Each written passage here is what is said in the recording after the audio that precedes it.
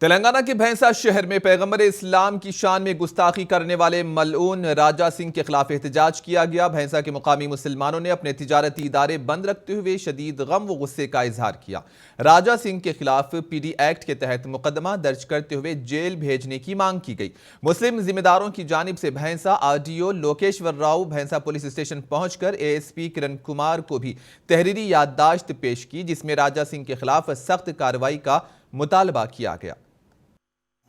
مسلمانوں کا دل دکھا ہے، کیونکہ آپ صلی اللہ علیہ وسلم ہمارے لیے شان بھی ہے، جان بھی ہے، سب کچھ ہے۔